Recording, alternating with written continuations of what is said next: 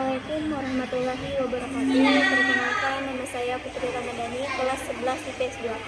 Di sini saya akan menjelaskan tentang penyakit HIV dan AIDS. Topik pembahasan kita kali ini adalah 1. Pengertian penyakit HIV dan AIDS. 2. Penyebab penyakit HIV dan AIDS. 3. Resiko HIV dan AIDS. 4. Gejala penyakit HIV dan AIDS. 5. Cara pencegahan HIV dan AIDS. Pertama, pengertian penyakit HIV dan AIDS. HIV, Human Immunodeficiency Virus, adalah virus yang menyerang sistem kekebalan tubuh yang dapat melemahkan kemampuan tubuh melawan infeksi dan penyakit. AIDS, Acquired Immunodeficiency Syndrome, adalah kondisi di mana HIV sudah pada tahap infeksi akhir. Ketika seseorang sudah mengalami AIDS, tubuh tidak lagi memiliki kemampuan untuk melawan infeksi yang ditimbulkan dengan menjalani pengobatan tertentu. Pengidap HIV bisa memperlambat perkembangan penyakit ini sehingga mengidap HIV bisa menjalani hidup dan normal. Penyebab penyakit HIV dan AIDS. Di negara Indonesia, penyebaran dan penularan HIV paling banyak disebabkan melalui hubungan intim yang tidak aman dan bergantian menggunakan jarum suntik yang tidak steril dan memakai narkoba. Seorang yang terinfeksi HIV dapat menularkannya kepada orang lain bahkan sejak beberapa minggu sejak tertular. Semua orang berisiko terinfeksi HIV. Faktor risiko HIV dan AIDS.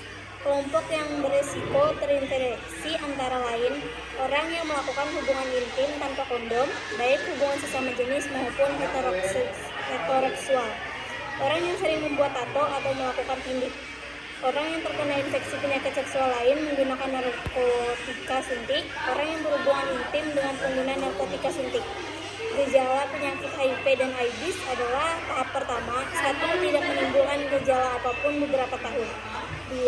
Pengidap akan mengalami nyeri mirip seperti flu beberapa minggu setelah terinfeksi selama 1 hingga 2 bulan. Timbul demam, nyeri tenggorokan, ruam pembengkakan kelenjar getah bening, diare, kelelahan, nyeri otot dan sendi. 1. Umumnya tidak menimbulkan gejala lebih lanjut selama bertahun-tahun. Virus tersebut menyebar dan merusak sistem kekebalan tubuh. Penularan infeksi sudah bisa dilakukan pengidap kepada orang lain, berlangsung hingga 10 tahun atau lebih. Tahap ketiga, 1. Daya tahan pengidap rentan sehingga mudah sakit dan berkelanjutan menjadi AIDS. 2. Demam terus-menerus lebih dari 10 hari. 3. Merasa lelah setiap saat. 4. Sulit bernafas. 5. Diare yang berat dalam jangka waktu yang lama. 6. Terjadi infeksi jamur kepada tenggorokan, mulut, dan vagina. 7. Timbul bintik ungu pada kulit yang tidak akan hilang. 8. Hilang nafsu makan sehingga berat badan turun drastis. Cara mencegah penyakit HIV dan AIDS. Ada beberapa upaya yang bisa dilakukan untuk mencegah penularan HIV dan AIDS. Caranya: 1. Gunakan kondom yang baru setiap berhubungan intim. 2. Hindari berhubungan intim dengan lebih dari satu pasangan. 3. Bersikap jujur kepada pasangan jika mengidap positif HIV agar pasangan juga menjalani tes HIV. 4. Diskusikan dengan dokter jika diagnosis positif HIV saat hamil mengenai penanganan selanjutnya dan perencanaan bersalinan untuk mencegah penularan dari ibu ke janin. 6. Bersunat untuk mengurangi risiko infeksi HIV. 7. Jika menduga baru terinfeksi atau tertular virus HIV seperti setelah melakukan hubungan intim dengan mengidap HIV, maka harus segera ke dokter. 7. Tujuannya agar mendapatkan obat post-exposure Prophylaxis PIP yang dikonsumsi selama 28 hari dan terdiri dari 3 obat antiretroviral. Kesimpulannya, HIV dan AIDS menjadi masalah serius karena bukan hanya merupakan masalah kesehatan atau persoalan pembangunan, tetapi juga masalah ekonomi, sosial, dan lain-lainnya.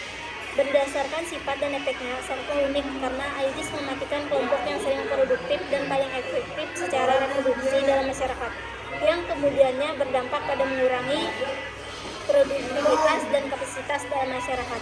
Dampak yang ditimbulkan AIDS terhadap masyarakat dapat bersifat permanen atau setidaknya berjangka sangat panjang.